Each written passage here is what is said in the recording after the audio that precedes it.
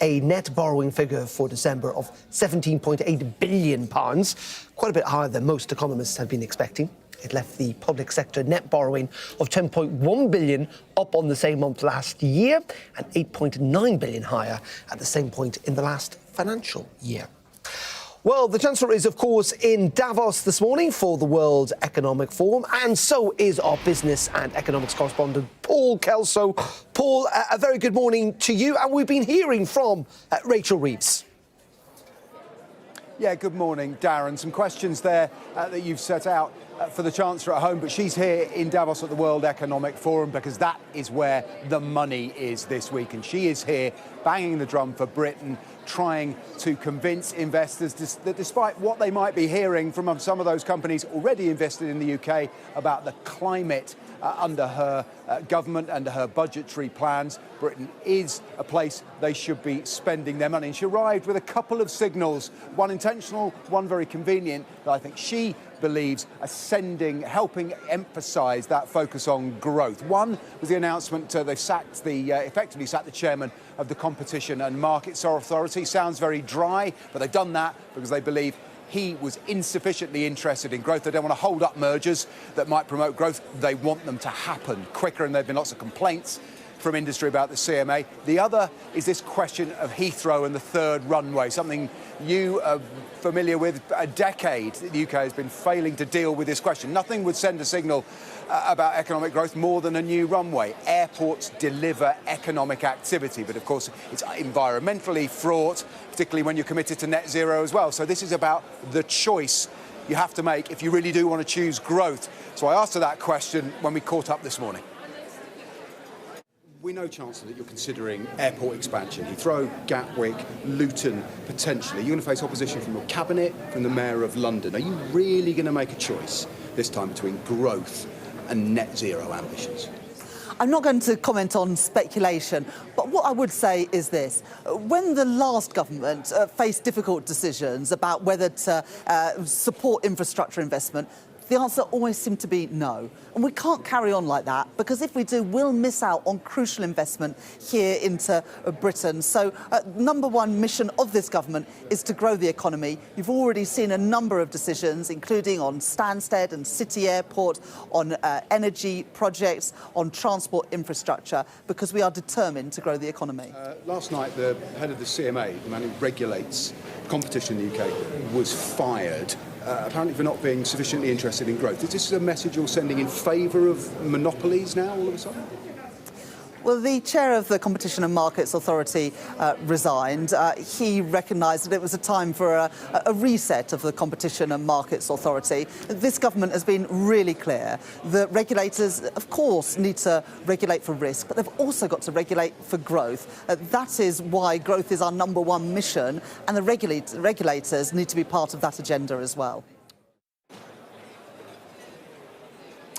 Now, we'll be able to hear a longer version of that interview later in the day with the Chancellor. But Davos is the kind of place where you don't just meet existing Chancellors, their predecessors are here too. And in the background, engrossed in his phone while Rachel Reeves was speaking, was George Osborne, of course, who did the job for 6 years for the Conservative Party, the architect of austerity, though he would perhaps dispute the description. Now an advisor for City Advisors, Roby Warshaw. I managed to catch up with him, a man who's made a similar pitch to the one Rachel Reeves is making today, and asked him how he thought the proposition of the UK to investors would go down.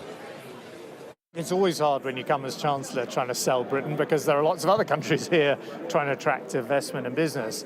I think she's got a particular challenge at the moment because there's quite a negative sentiment about the UK, which didn't start under the Starmer government, to be fair to her, but it certainly hasn't got better. And I think she just needs to articulate a clear reason why should all these people who've got so many choices in the world, why should they put their money in the UK? And I don't think the government yet has articulated a kind of clear plan for growth that makes them say, yeah, let's pick the UK. And does the budget, not necessarily the measures, but the overall tone increases in employment costs, business sentiment turning, does that just get in the way? Well, look, Chancellor has to do difficult things. I had to cut public expenditure in my day and, I put up VAT. But I always also had wanted to offer something to business, because I knew ultimately if you don't have businesses investing, you don't have the finances through your tax receipts to pay for the NHS. And I cut business tax. And I think, in her budget, okay, she did the things she felt were necessary, but there was not enough of using the proceeds of those additional taxes on business to invest in roads and science and the like. In fact, it was all put into public services. And as a result, I think the business community was rather disappointed. Because you can either have the sort of Trump model of growth, which is deregulate, smaller state, and so on. I guess a more kind of conservative view. Or you can have the kind of Labour view, which is we're going to spend a huge amount of money investing in the infrastructure of the country, using taxpayers' money. I feel at the moment the government's sort of doing neither. And, as a result, people look at it and say, well, what is your plan? Would a move on Heathrow, which is being talked about, would that send a pretty clear signal they are choosing growth? It's not an easy decision, though, is it? You'll know that. No, look, in government, you've got endless, competing objectives, and people want very different things from their government.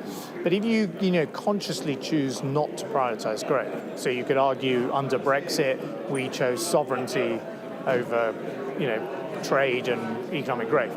You could argue this government has chosen to spend money on the public services over tax cuts for business.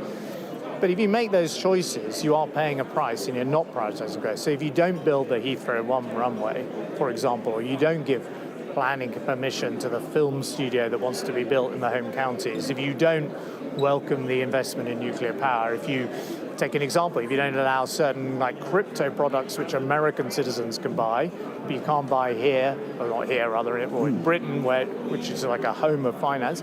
Okay, there are lots of reasons why those decisions are taken, but you're going to pay a price in your GDP and the wealth of your nation, and ultimately what you can afford for your government. In your new role, you have lots of clients. What's the overall sentiment? Just give us a sense of that towards the UK, would you say, about placing their money when you're advising them? Well, people have a lot of love for the UK, and it's a naturally easy place to do business. And, our great cities, not just London, but Edinburgh, Manchester, and the like, these are fantastic places to do business, and compared to many other countries in the world, therefore it's a great place to invest. But there is, at the moment, a kind of hesitancy and a question of whether business is welcome, whether wealthy foreign investors are welcome. And as I say, it didn't start with Keir Starmer, but it's now his problem, and he needs to take some action, in my view, to send that message that Britain's open for business. And, it's good to see Rachel Reeves as my Chancellor, as a British citizen, representing me, doing her job here. Also about Donald Trump. He's been talking overnight, hasn't he, about tariffs on China, potentially as early as the start of February, but also about the EU too, saying that the EU treats the United States very, very badly. What's been the reaction from the EU there in Davos? This whole meeting is taking place in the shadow of Donald Trump's second term. Leaders here, particularly political leaders, trying to decode where required. Some of Donald Trump's statements don't require much decoding.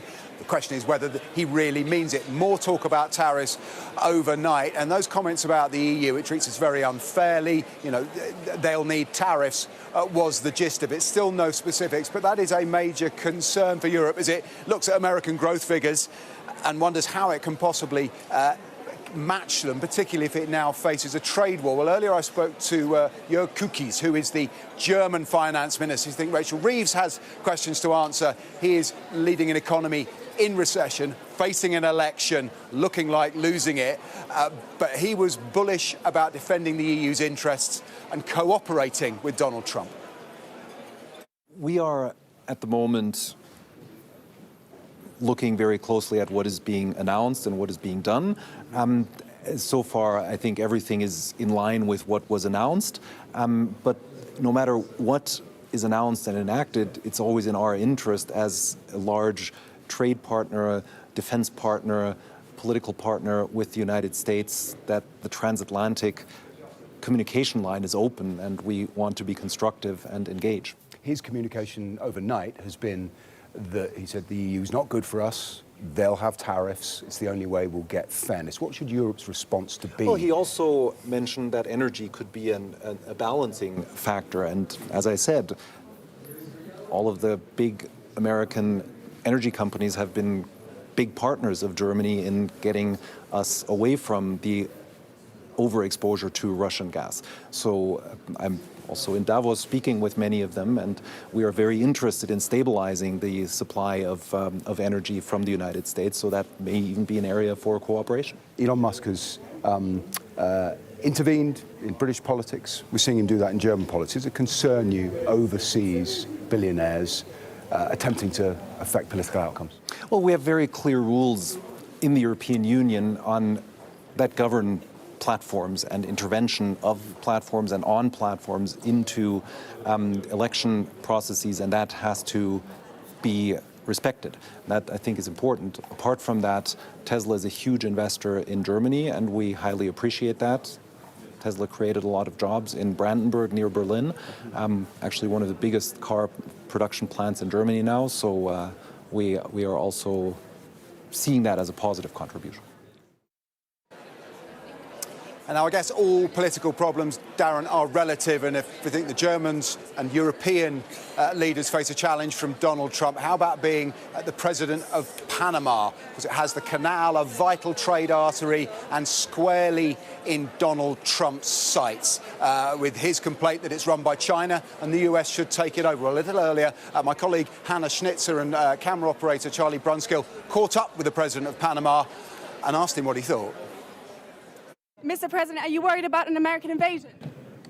Lo mismo que allá. Have you congratulated Mr. Trump yet? Por favor, presidente Be serious, be serious. Would you like to congratulate Mr. Trump? I already did when he won.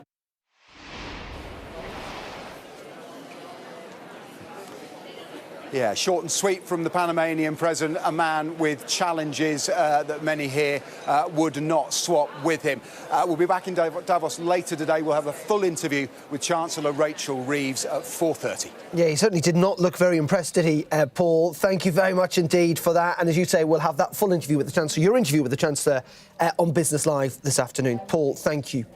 Well, let's talk about tariffs, because as we just heard there, it is a big issue dominating Davos. Lots of concern in terms of the global economy, whether it's China, whether it's the EU, whether it's Canada and Mexico. Let's bring in our economics and data editor, Ed Conway. And Ed, isn't this fascinating? We've got China saying it's going to safeguard its national interests. We've got Justin Trudeau in Canada saying he's prepared to fight back. Are we looking at a potential, effectively, global trade war? I mean, it is an unsettling time. You know, if you cover trade and trade economists, they're used to kind of things being much more boring than this, frankly. So whether they welcome that or not, I don't know. But it's worth just kind of taking a step back and looking at what is being talked about right now and just putting a bit of sense behind it, because there's been so much talked about, including on social media. This is on Truth Social, Donald Trump's own platform.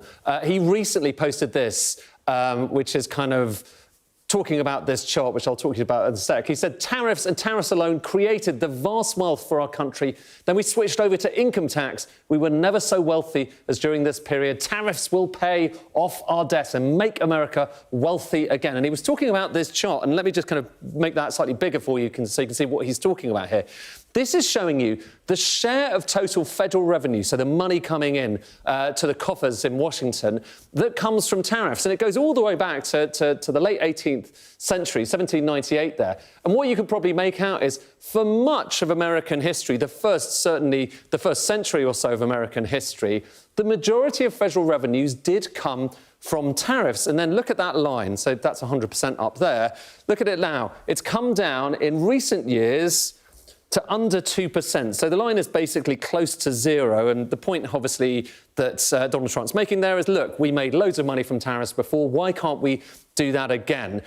Worth saying, though, OK? So this is looking at how much tariffs are bringing in as a share of total revenues. A slightly better way of looking at things, this is the way we tend to do things within economics, is looking at how much that money is as a share of your total national income. It's the typical way it's done. And if you do that, it looks slightly different. So this is tariffs and how much money they're bringing in, still not inconsequential, as a share of GDP. And you can see it's a lot lower, OK? And the issue here, OK, is that tariffs brought in quite a lot of money as a share of how much of tax the government was raising. But the government was really small back then, and things have changed since then. Things have changed because there is a bigger welfare state in the US. There is a lot more government spending, for instance, on the military. And when you look at the total spending that the government has to actually accommodate, well, it's a lot higher. That obviously is the Second World War. But you can see it's gone up and up and up. And there is a massive gap between what tariffs bring in, so money charged on imports coming from overseas, and that line. And you need to find a way of bridging that line. And the way that that line has been bridged in the last century or so is mostly through income tax and payroll taxes. So that's the red bit there. The dark red is income tax, then you've got payroll taxes. And that brings you more or less up to there, and then you've got a few other taxes. It's just the way the American economy has been run, and it's been run that way for basically a century. And the question is, how much higher can you get that dark bit? That depends on how high those tariffs are going to be. It's worth saying this is not the only kind of reason people are talking about tariffs at the moment. It's also used as leverage in negotiations. But again, if we look back at just the rate of tariffs, so just the percentage on average that people, if you're sending goods to the US, you're having to pay, it did used to be a lot higher. So look back here, this is the tariff of abominations, as it's known, kind of during the Civil War back in America. It was up above 60%, and then it kind of went up to 60% again around the time of the 1930s, the Smoot-Hawley Act. It's certainly the case. Look at this line and how low it goes. It's certainly the case that it's come down an awful lot. It came down after the 1947 GATT. It was a big treaty that basically said everyone needs to bring their tariff rates down. And that's the era of free trade. All that period there, until you can maybe just about make out that line going up a wee bit in the last few years. So that's Trump 1.0, you might call it. And his plan is to try and get that line higher. Whether you can actually get it high enough to raise serious money, that's a big question. You saw that last chart a second ago. There are big question marks about that. But certainly he's talking about higher tariffs on various different countries. And the countries in question seem to depend on the press conference and what the questions are. But, for instance, we've heard about China, and this is just showing you the biggest trade partners in the US. So China is the biggest, Mexico, Canada next, and just what they're paying in terms of their average tariff right now. These are averages. There's loads of different tariff lines. But nonetheless, China's about just over 3.6%. Mexico and Canada, because they're part of this free trade arrangement, down close to zero. And then Japan, Germany, and the rest kind of are all around that 3.6% level, including the UK. We're just 11th in terms of the number of trade partners or people importing stuff into the US. If Donald Trump was to get his way and to increase these up to around 10%, or indeed beyond that, as I say, we just don't know. There wasn't a day one executive order on tariffs, so we just don't know. Then that, as you can see, would completely change the big picture as we know it. And this is a new world, It's a new world for both the global economy and for the US. But for the time being, we're still mostly guessing at what these numbers are going to be until we get some actual detail. Yeah, indeed. Fascinating stuff, Ed. And we'll have to see how things are going to play out, because we all know with Donald Trump, don't we, that sometimes his bark is worse than his bite. But for the time being, Ed, thank you very much indeed. Thank you. OK, you're watching Business Live here on Sky News. We're going to take a quick break. Up next, we'll be looking at how the market's doing this morning. The FTSE up a fraction, all the details and the rest of the business news in just a couple of minutes.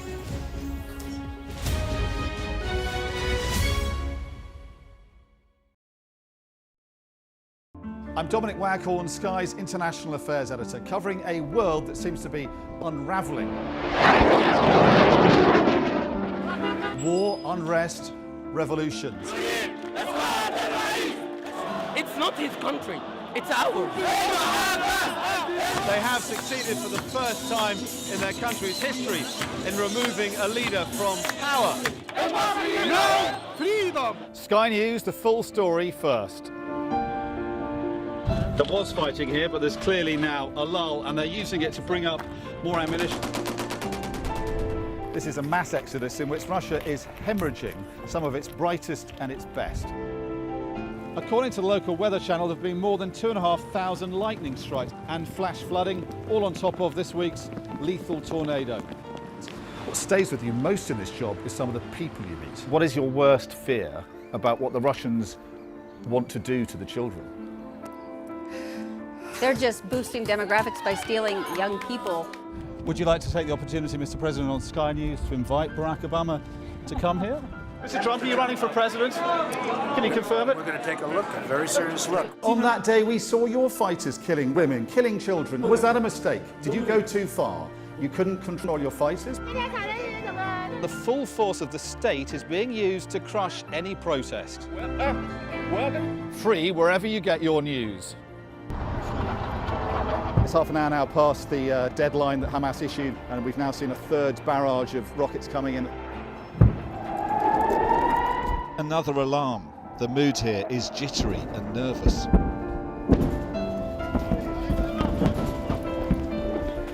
We're seeing the world get more and more divided, and it's our job to try to make sense of it all.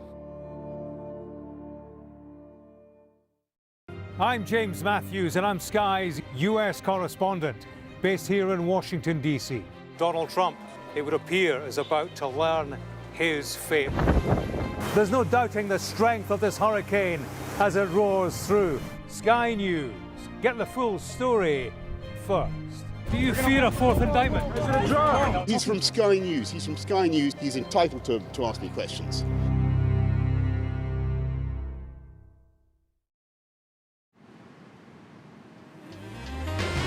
$1,500 movies?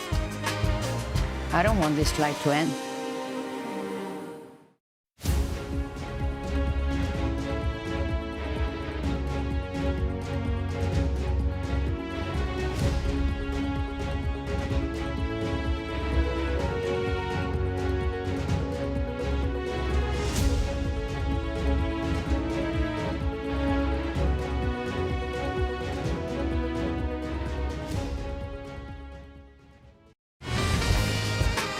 Fly Emirates, fly better.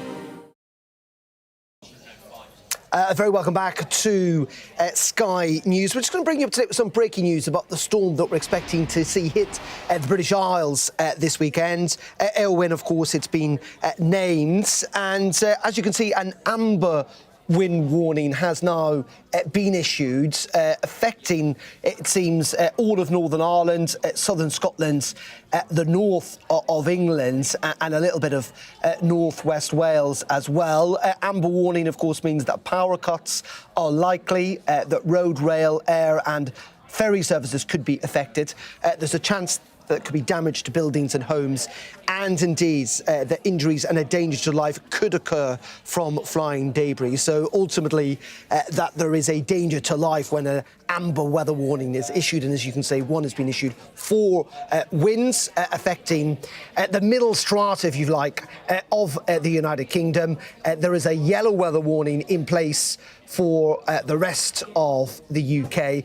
And also, we're expecting the strongest of those winds actually hit the Republic of Ireland, particularly on the west coast, from Friday into Saturday. So that's the very latest on that storm we're expecting this weekend.